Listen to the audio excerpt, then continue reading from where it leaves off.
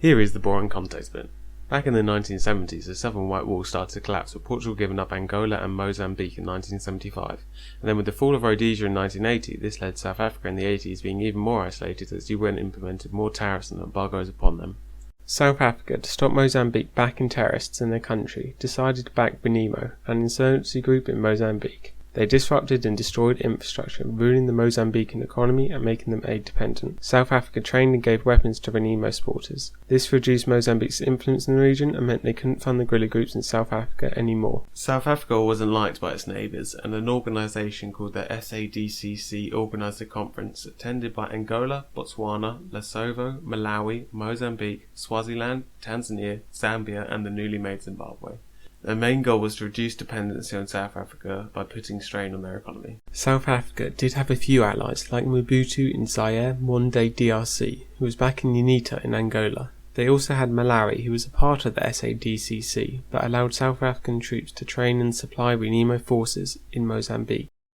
In September 1986, another SADCC conference was called in Zambia, where their main goal was to pressure Mobutu to stop backing UNITA, as well as Malawi to stop backing Renamo. Michel, the president of Mozambique, and Mugabe, president of Zimbabwe, threatened Malawi with invasion if they did not stop backing South Africa. Okay, boring context over. Now for the assassination.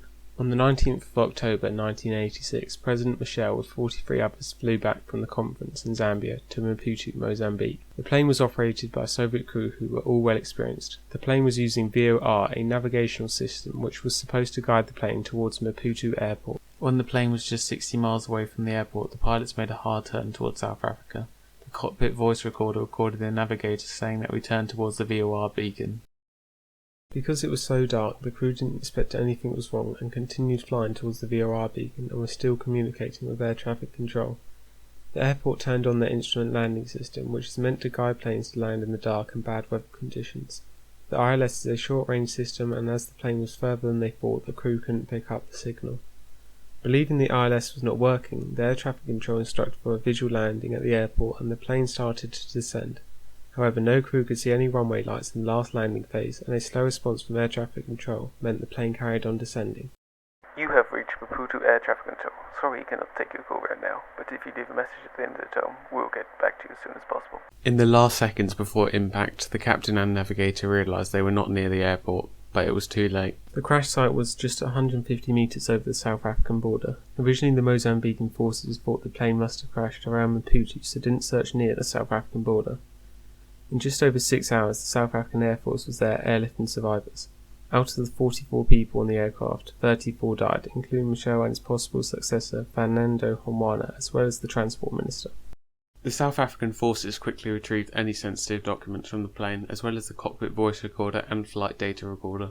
On the 6th of November, South Africa's foreign minister announced that they had retrieved a document about a plot to topple Malawi's government. There was an investigation into the crash by South African officials who found there to be 2 VOR frequencies, and just before the crash, the fake VOR frequency was turned off. Apparently the captain thought the airport was having a power cut, even though he was speaking to them on the radio, so they must have had power. The report concluded that it was the crew's fault. The rest of the SADCC instantly blamed South Africa for the crash and accused them of faking the VOR signal. A few South African Air Force members also backed this claim at the time, but there was no evidence. In 2001, an investigation was held by the Truth and Reconciliation Commission in South Africa. It found there were several questions unsolved and had some South African officials claiming they used a fake beacon to crash the plane. In 2003, Hans Luhr, a convicted apartheid death squad member, confessed to the plot and alleged that they were also ready to shoot down the plane if it did not crash. If this is true, this is one of the most badass assassinations in history, and as this happened before Die Hard 2, probably the inspiration for some of the scenes in the movie. We're about to crash. Surely you can't be serious. Yes, I am, and don't call me Shirley.